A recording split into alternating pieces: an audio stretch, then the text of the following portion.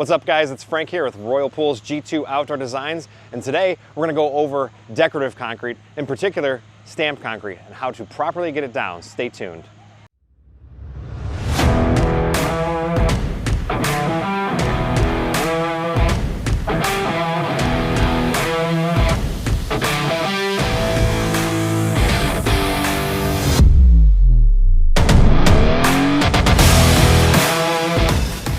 How to properly pour stamped concrete.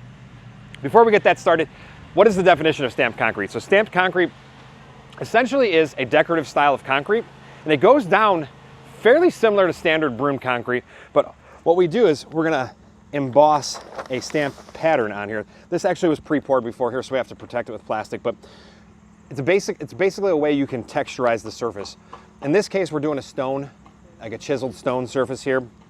As you can see, it leaves like a natural stone look, but you can also do pavers, rotating patterns, standard slate patterns, stuff like that. So essentially, all it is we stamp the texture into the surface.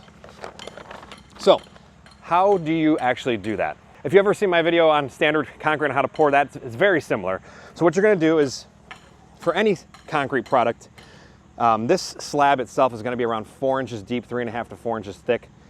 That does vary depending on the weight load you're putting on. So like a driveway that has to have, say, a big tanker truck on it, maybe you run a company, you need a thicker driveway. But standard is 3.5 to 4 inches. The base material is gonna be a 3/4 inch clean, compacted stone on the bottom. Then you're gonna put your wire mesh over that. And then what happens is you fill your concrete up here to 3.5, 4 inches high. Again, the same rules apply, all your pitching rules, stuff like that. And the standard 2x4 will do the trick. Typically, to get your 4 inches, because a 2x4 is 3.5 inches long, you can go slightly under with the stone, giving yourself a nice thick slab of concrete. And as they're pouring it, they're gonna pull this mesh up, and what's concrete's gonna go underneath it and on top of it.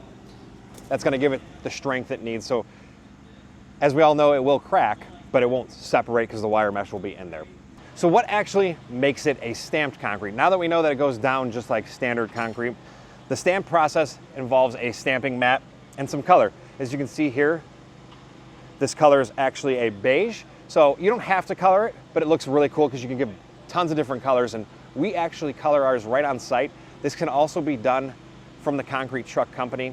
They can color at the factory and then bring it on site. The problem that we find here is sometimes they don't get the colors exactly right, so when you're pouring multiple trucks, you can have slight off tones. So we choose to do that on site.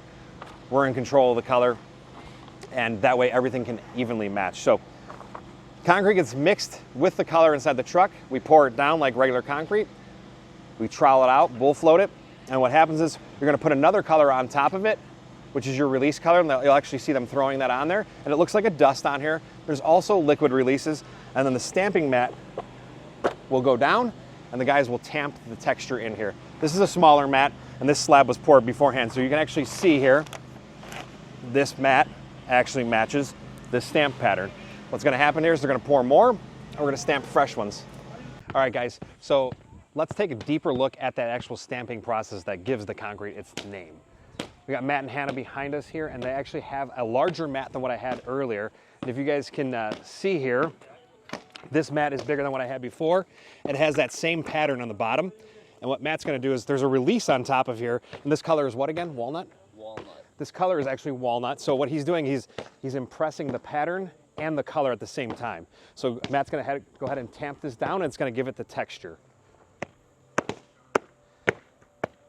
The concrete has to be set at a pretty good stiffness. What's the definition I'm looking for, Matt? It's gotta be fairly firm, but not too firm. Yeah. So you can actually get the pattern into it. What him and Hannah are gonna do is lift it off cleanly, and it leaves a nice textured pattern. They're gonna move on to the next section.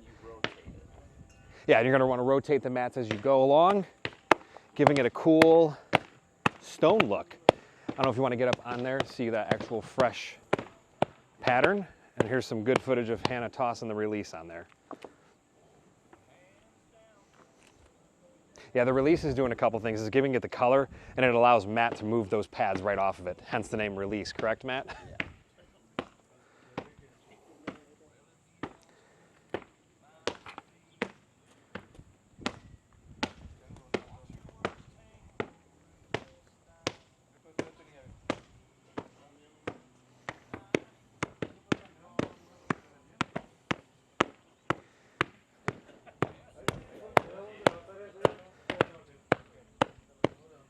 All right, guys, so there you guys have it, how to properly put down stamped concrete. We'll see you guys in the next one.